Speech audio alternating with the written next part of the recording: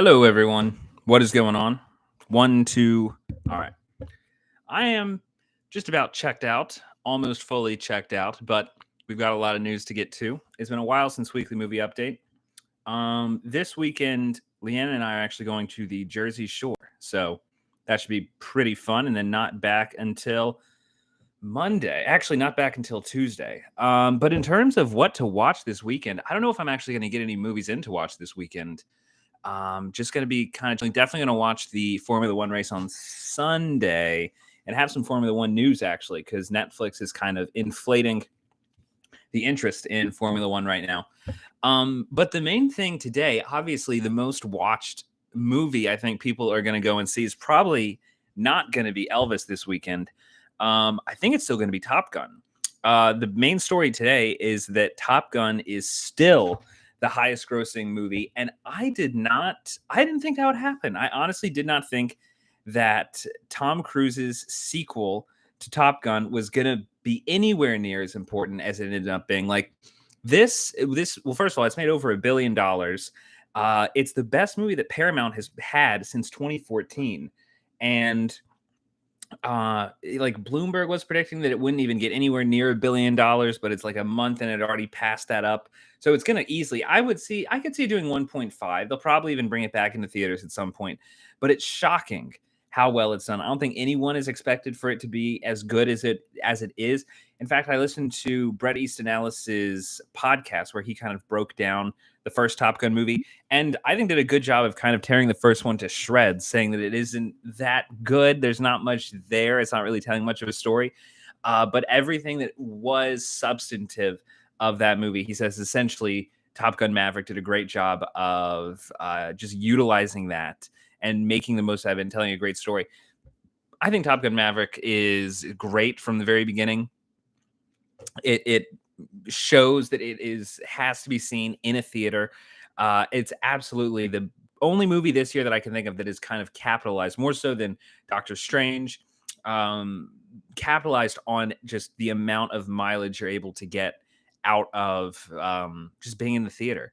It is not, I would say that the last movie we got that was kind of like this was the James Bond movie, No Time to Die. But really it's looking like Tom Cruise is the only one right now that is able to consistently put out a product that's that good. And again, I'm surprised it hit $1 billion, but it did. And hey, I'm happy that it did that. I'd be interested in seeing what other legacy movies, like we had this with Blade Runner.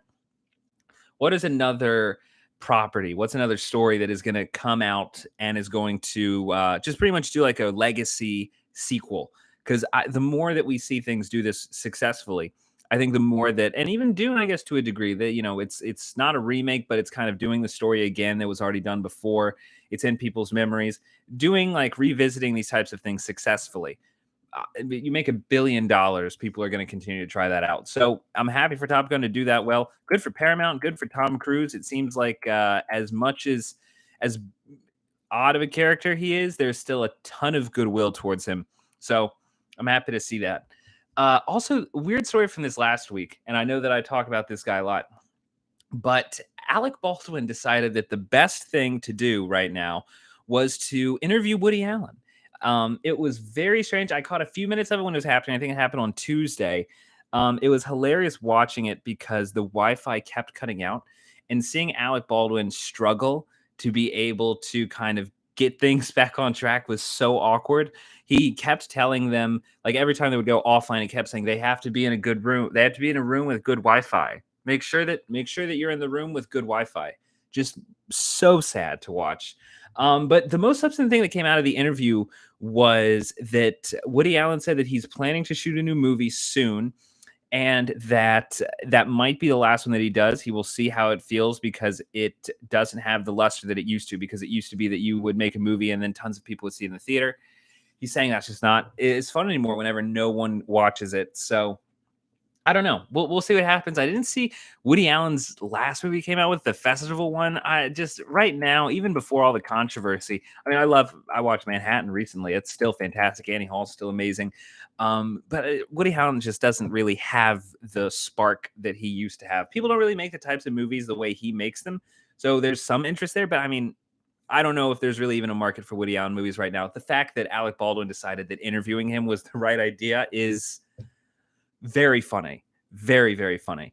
Okay, I'm not going to spend too much time on this next one, but Netflix is, top of mind a lot. Netflix has had a lot of problems recently. They're supposed to be releasing their second quarter performance soon. The last time it was released, they lost 200,000 subscribers. They're saying that they're expecting to lose 2 million. So is it going to be more than that? Is it going to be less than that?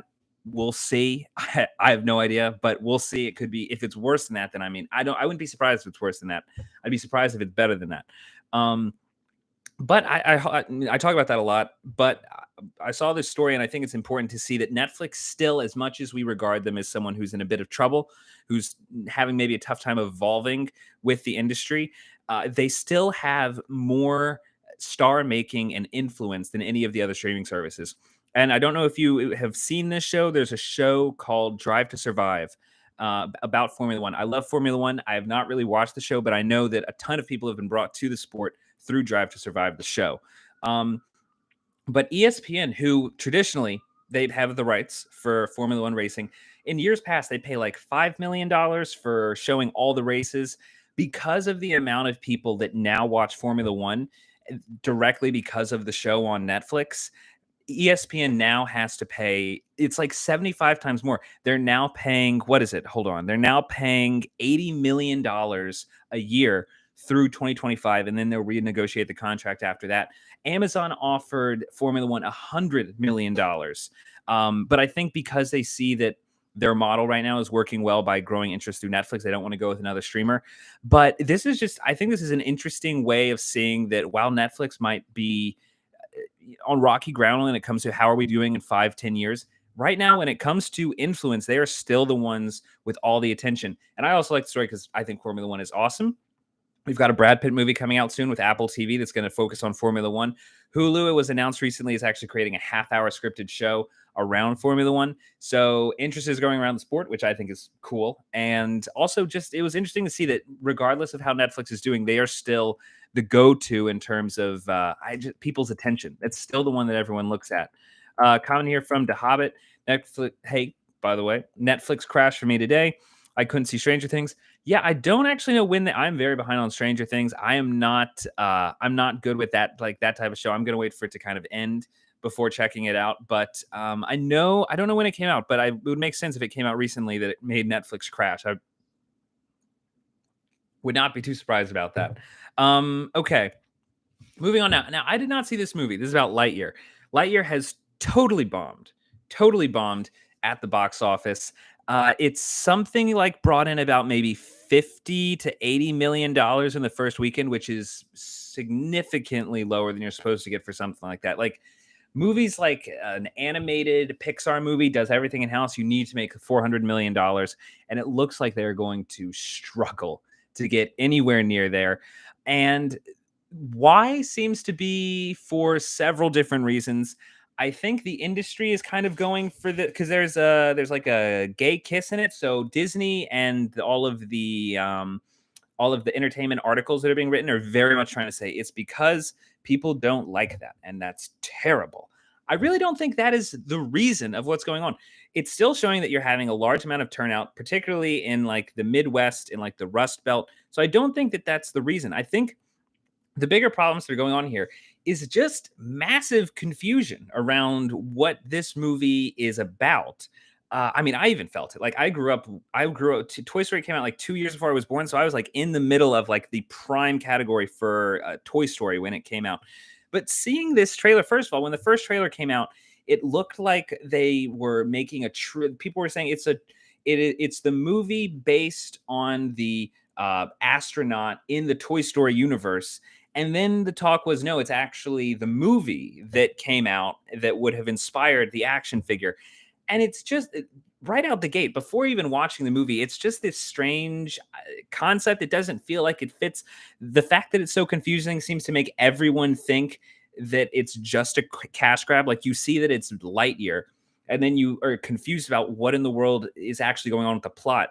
It just becomes this just muddled nothing pile of, okay, so you just want to capitalize on nostalgia, which look, The first story was Top Gun. Top Gun relies a lot on nostalgia, but that is not even half of what makes it great, that it hits those nostalgia points well. The best thing about Top Gun is that it kind of takes everything that's good about the first movie and then does something that I think fits more with just what audience want today. This feels a lot more like you're using the nostalgia to try and branch off and make something new, and it's just confusing. Like I talked about this before on here. The entertainment industry is not, it doesn't own everyone's attention off the bat. It has to create attention and create hype. And that was just confusing right from the beginning. So I don't think I've seen a lot of people talking about it was a right wing campaign, which I think is just the stupidest thing whenever people start bringing that up. I think it was just that they didn't do a good job of getting people excited about what's going on here. And the what actually the more that we found out about it was like, so, and it's not even Tim Allen doing the voice. Like, I feel like they should have, if they had gotten Tim Allen to do the voice, I think it would have done a lot of good for them, because it would have just seemed more like it's at least got more of a connection to the original thing. A lot of people have been pointing out, like people have pointed out, no, you can't do that because people in movies, they don't do the voices for all the toys all the time. Like, that's an unrealistic expectation. But in Toy Story 2, you've got Woody is watching. Woody realizes he's based on a TV show. You watch the TV show, and you've actually got Tom Hanks doing the voice of the show and the toy. So it's like, in this world that kind of is how things go, you're kind of confusing people. So I think in the end, that was just a matter of confusing people. So I think that's the reason. I don't think it's any political thing. The next story here, actually, not really about Alec Baldwin, but the cinematographer who got shot, Helena Hutchins. A story came out that she was about to come out with a really massive project, 70 millimeter, actually. She was working on, it was a project in Europe, but in 70 millimeter, if you don't know, there's a 35 millimeter film that if you actually shoot something on film, 35 millimeter is kind of the standard stock that you shoot on. Whenever you go for 70 millimeter, you're getting so much more information. So you get a much wider frame. That's why you think about things like Ben-Hur, 2001: A Space Odyssey, Lawrence of Arabia. The Master by Paul Thomas Anderson recently was a 70 millimeter movie. That was a big draw of watching that. Hateful Eight was another one recently. Like, it's got this, hearing that something's in 70 millimeter just kind of brings a level of scale to the picture.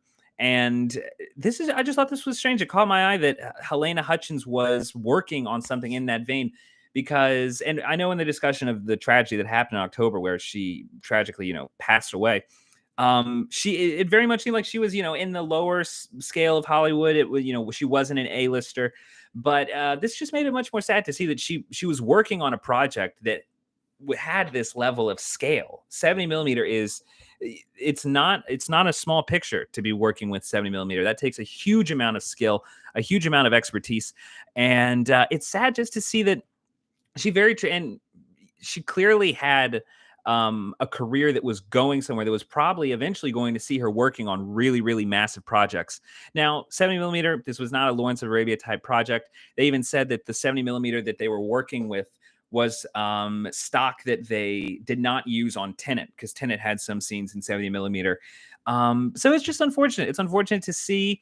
That there was that level of potential that she had that she wasn't bringing, because she ended up losing life. Very, very sad. So I just thought that I would bring that to you guys, because I thought that was an interesting tidbit about her and about her work.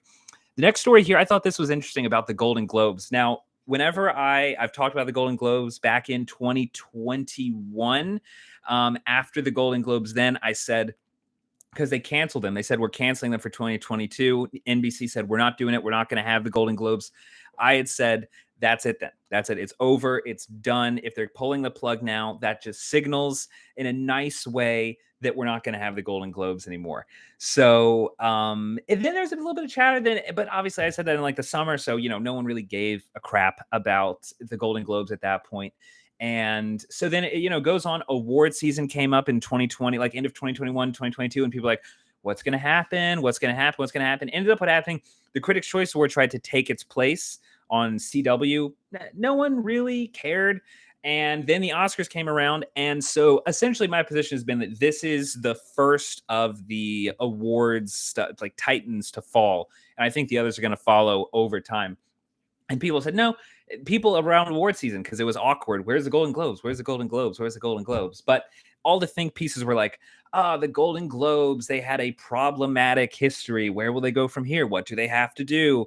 And every now and then you'd hear these whispers, these articles coming from Hollywood Reporter of, are they not going to come back? No one really gave a shit. Did we really care about the diversity angle, or did they just kind of get rid of it because nobody cared about the Golden Globes? No one cared. People hardly care about the Oscars. No one cares about the Golden Globes. And this might just be a polite way. Very few people have actually said that. Most people are going with the, oh, they were not diverse, so we got to get rid of them. Ignore the fact that they don't make us any money. Ignore the fact that we lose money on it every single year. So this is the last whisper that I've heard about it. So here's what, I guess I'm trying to think about the best way to explain this. So the Golden Globes are owned by the Hollywood Foreign Press. Hollywood Foreign Press is just an organization of people. It's the club. It's the group of people that hold the party called the Golden Globes. They're the people that are being shunned, essentially. So the Golden Globes are being successfully shunned by pretty much a group of agents. And essentially what they're doing, these are the people that make the phone calls. They get the jobs for Scarlett Johansson, for Hugh Jackman, for Brad Pitt, for all of these people. They're the people that are really running the show because they're controlling all of the deals. The people who are the agents are telling the group that are running the club of the Golden Globes, they told them, we're not going to allow our people to go to your press conferences. We're not going to schedule anything. We see you holding these awkward events, but we're not going to actually send any of our people to it. So it is just, they're the ones that are essentially digging the hole for the Hollywood Foreign Press. So the Hollywood Foreign Press, what they've been doing day after day, month after month, is saying, here's what we've done. And last year, they rolled out these ridiculous rules. Like they put out like 3 pages of just, we've done this and we've added people from these states and from these backgrounds. And this is what we're represented by, and all the just fluffy, like Hollywood fluffy stuff. It's like, this is so boring. Like, guys, just give it up. Just please give it up. And so now the first that we've heard from the other people, the agents, the organization gave this huge list. And if you look up just Golden Globes and hit news, you're going to see this article. It's like, will the Golden Globes survive? Here's what we know. The list of demands that the group of agents is giving the Golden Globes is so, I'm not even listening now. Just trust me when I say it is just the most, it's just busy work. They're giving them like 15 to 20 like things that they have to do in order to be, but it's very clear, I think, still, that I was right. I think it's very clear that people want the Golden Globes to die. They're kind of using the diversity angle as a way to hush them out. But what I think is really going on is like, guys, no one cares about this party anymore. Nobody's watching anymore. And I think that we're eventually going to get something that says, the Golden Globes, they're gone. They don't exist anymore. And then I think it'll probably be a few more years before the others go the same way. The Oscars, obviously got some attention because of what. And I don't think they're going to be able to keep it up. So just another tidbit as to why I think the Golden Globes just aren't going to be anything that we see. A few comments. The Hobbit says, my biggest problem with Lightyear is that it was boring AF. It didn't look all that exciting. It was unfair that they used David Bowie. Just great music in the trailer. But the first reviews I was seeing, and I haven't gone to see it. Maybe I should go see it. The first reviews that I saw, it just looked so sad. Like nothing was really happening. People said it took forever for anything to happen. I'm just surprised that they seem to have gone so lazy. With Pixar, just is not what it used to be. I know people loved Inside Out. I mean, I was not a huge fan of Inside Out. That also felt a little lazy. They're just not. Since WALL-E, I feel like they've really fallen off. Even Up, like everyone loved Up. Up, I was in the primary category whenever Up came out, and I wouldn't say like it was not. It was fine. It was fine. Pixar, I think, right now is fine. Brian from Lakeland Tile says, your thoughts on Clerks 3? Are you going to see it whenever it comes out? Didn't Clerks 3 come out? Did Clerks 3 not come out already? I remember that there was a lot of talk because that one was filmed in New Orleans, I believe. Clerks 3, yeah, but it's coming out in September 2022. Okay, interesting. I liked the first Clerks. Second Clerks was all right. I'm honestly not huge into Kevin Smith. Some Kevin Smith stuff I really, really like. I like Tusk. I thought that was very funny. What was the movie about the cult? I thought that was also a very, very good Red State. I think it was Red State. But yeah, overall, I'm not a huge fan of Kevin Smith. but he does normally have interesting things to say. The first Clerks is funny, so I'll probably check it out. I've never seen Chasing Amy. That's the one that everyone says you have to see, and I've never seen that. So maybe I'll take some time and check out some of the Kevin Smith stuff that I need to see, and then check out Clerks sometime in September. Gojo says, hope Baldwin does jail time for taking her life. I do not think that's going to happen. In fact, if you haven't already, Brian and I did a podcast with an entertainment lawyer and Chris Wheeler, and that's on the channel if you want to check out. He pretty much says it doesn't look like Baldwin would face any jail time, but a few people are going to be sued out of their ass. So Gojo says the latest Oscars tell the world who now run the events. Then also says just finished watching Ozark, really impressed.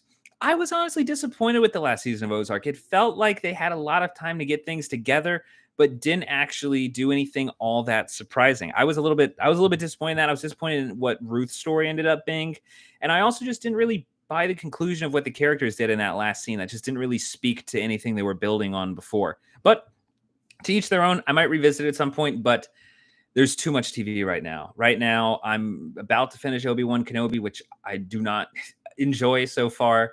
Leanna is watching The Samurai Turned Pretty, so I'm checking that out now whenever it's on every now and then. That's also, there's nothing great. I'm having, okay, there's not nothing great. I'm having a tough time finding something great. I think I'm going to probably start Marvelous Mrs. Maisel soon, or I need to finish The Boys and I need to finish Barry. So I might go on to those because I remember being very impressed with what I had seen of those. Brian says Chasing Amy is my favorite one. Yeah, it's in the Criterion Collection. I've never seen it. I don't know why. It's just one of, like, we all have that list of movies that we have to see, but just haven't. And yeah, that is most definitely on the list for me. Okay, next, some news on Tarantino. The thing with Tarantino is, what is his last movie going to be? He says that 10 is going to be the last movie. He has said that he wants to make a horror movie. He said that he's got a few sequels he wants to do. But he's also said that if he makes a sequel to Kill Bill, then that won't count as his 10th movie because he counts Kill Bill as just one huge story. So anything that's a sequel won't count. So if he keeps to that promise, we'll see. But he had a script for a Django sequel, which I don't enjoy Django very much. I only saw it once when it was in theaters. Just not a big fan of it. Honestly, just felt a little boring throughout times. Felt like a movie that someone who wanted to make a Tarantino movie would make. Just didn't really feel like anything that kind of brought the freshness to his work was in that one.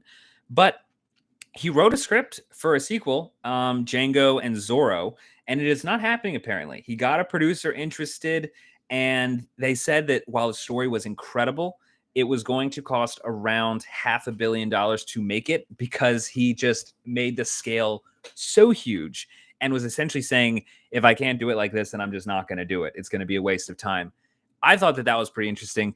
But more than anything else, what is his last movie going to be?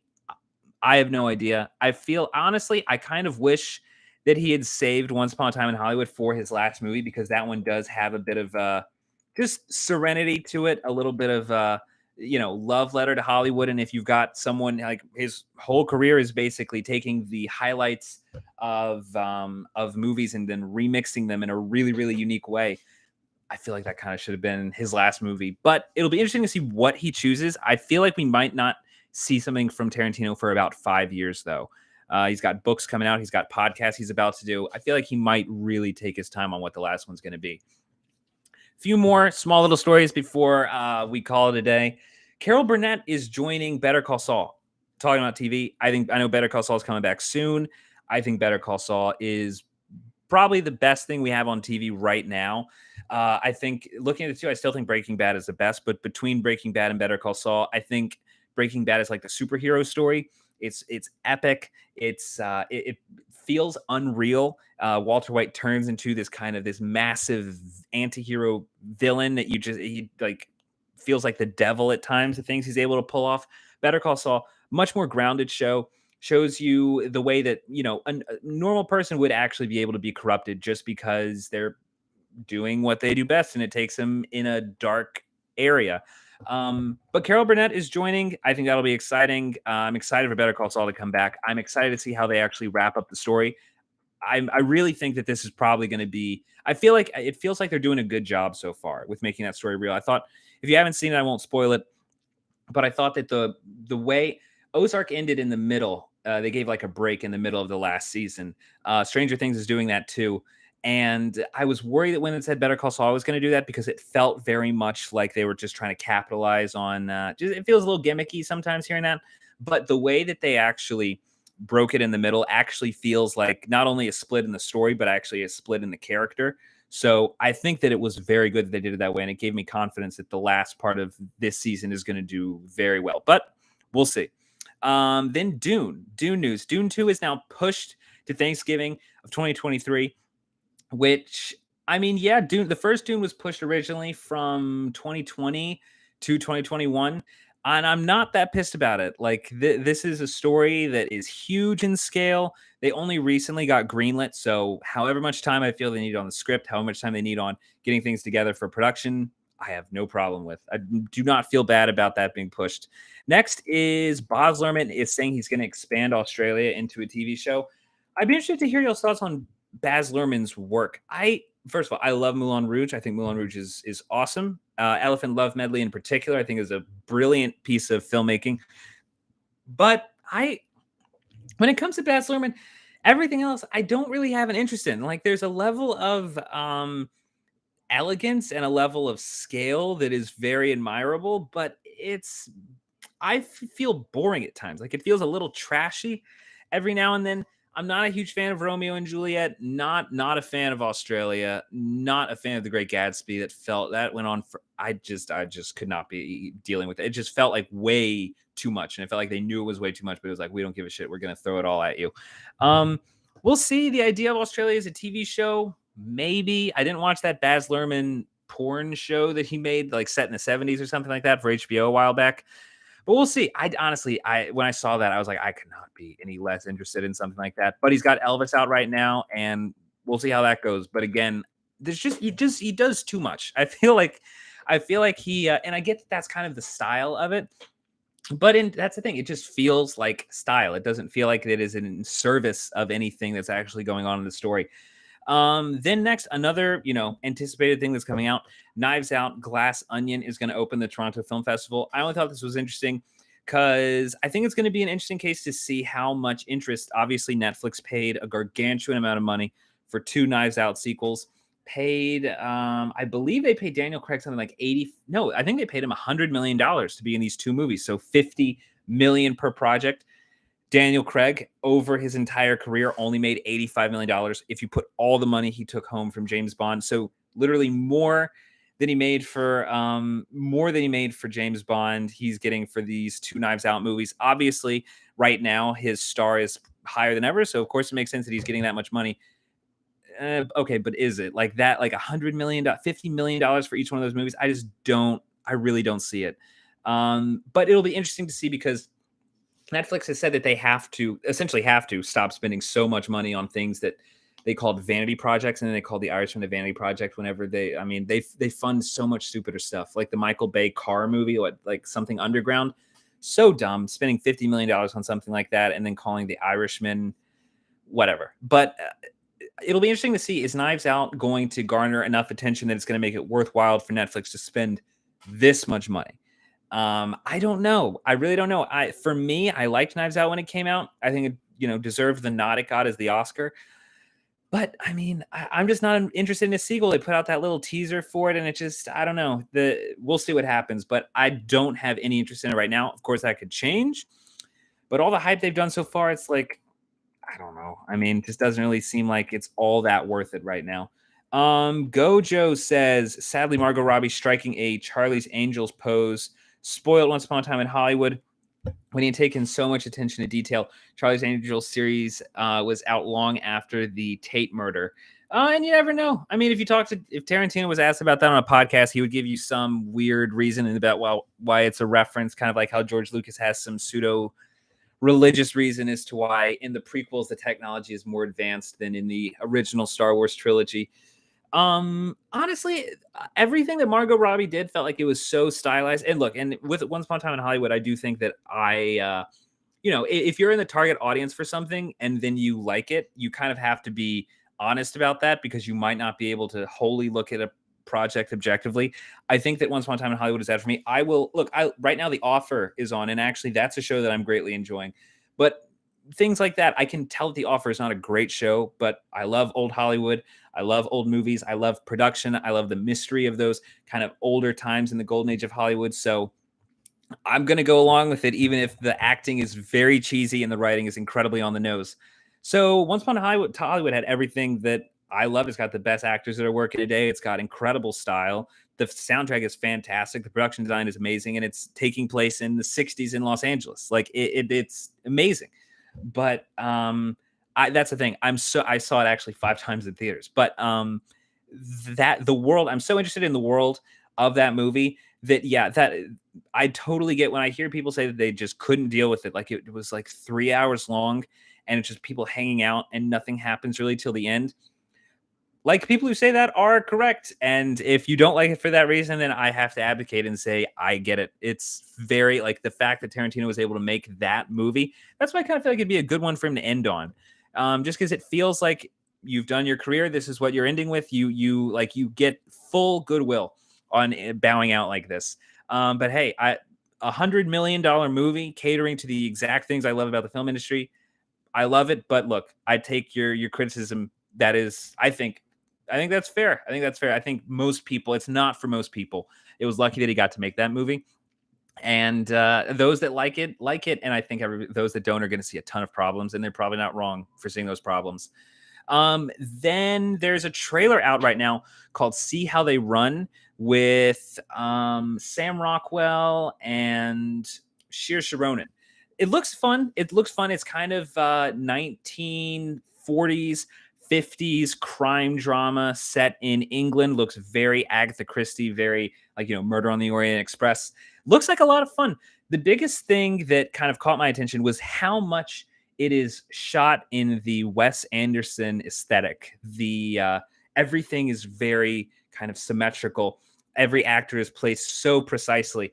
And it's the type of thing that I feel like a lot of directors try to duplicate. Every time I see another director doing that, it is always kind of like, oh, they're doing the Wes Anderson thing. And it's so interesting to see, is there actually going to be a director who's able to kind of take what Wes Anderson does and then communicate it in an interesting way that feels genuine, doesn't feel like you're kind of taking what he's doing. Because I feel like so many people try to do what he's doing, and then it just feels not that they're copying, which they mostly are, but that they are not using the style in a way that's unique to the piece.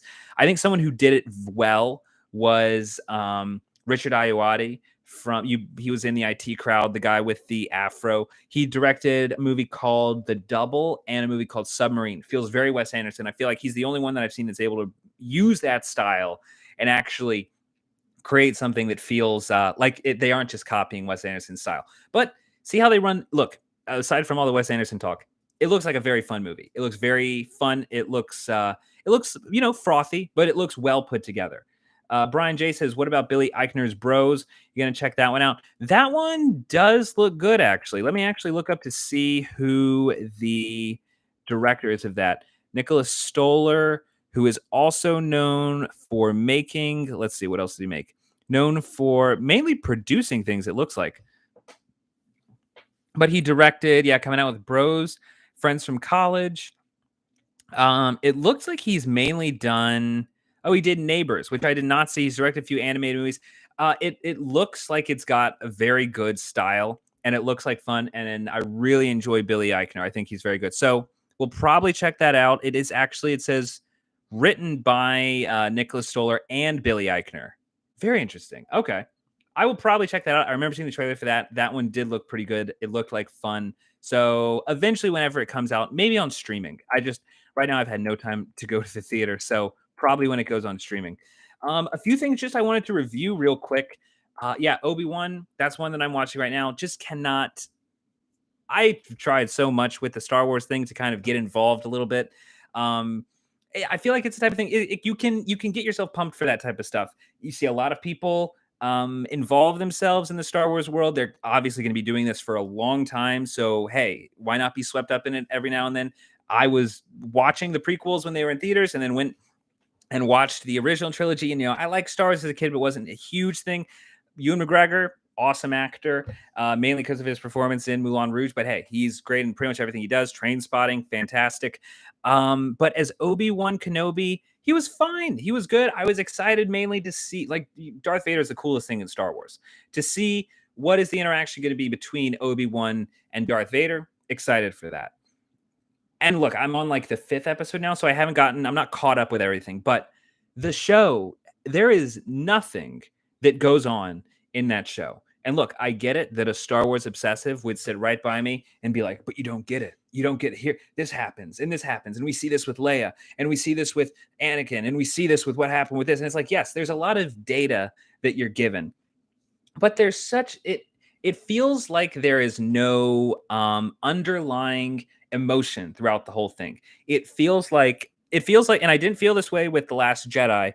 I didn't even feel this way with Force Awakens.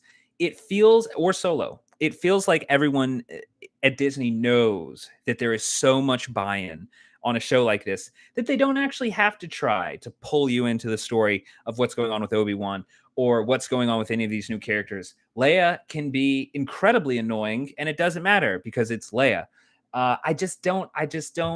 I'm not into it. It feels like they're not trying to win anyone over. It feels like they know that they've got a big audience that's going to just slop this stuff up. And I just don't like that feeling. Like it just feels like they just know that they have their audience. So hey, we're fine. So it's annoying. Is it over? I don't know if it's even over yet. I do hope that it's over, but we'll see.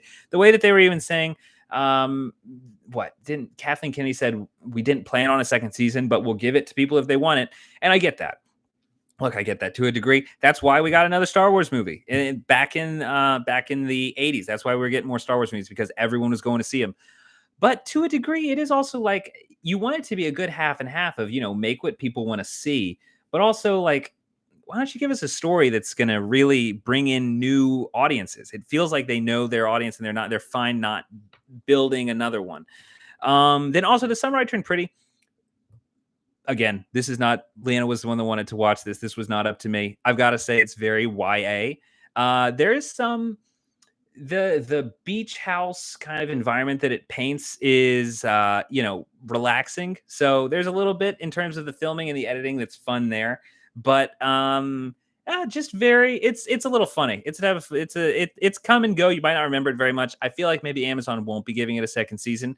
And then last bit of the day, The Hangover. Just kind of checked out The Hangover last night. I forgot how funny that movie is. That movie holds up so well. There is a grunge level to that movie that you really don't have in comedies anymore. I was watching it with two friends, and throughout the entire thing, they just kept making comments. There's no way you could do this today. There's no way you'd be able to get away with making almost any of this in a comedy today. And it is funny. One of my friends who's not really into movies, whenever he saw that it was, Todd Phillips made it, he's like, whoa, this is the Joker guy. And it is funny to see. I think that it's interesting that Todd Phillips does seem to, it's not great. He's not a great, fantastic director, but he translates well into drama. And you can see some of the darkness from comedy go over to whenever he's working in drama. I just thought that was interesting. But Hangover is still hilarious. It's so funny. It's very funny. Very funny. But that's it for this week. Have not decided what movie is going to be reviewed next week, but comment with some suggestions if you have them. Well, thank you guys for watching. And as always, if you haven't already, subscribe for future updates on reviews and movie news.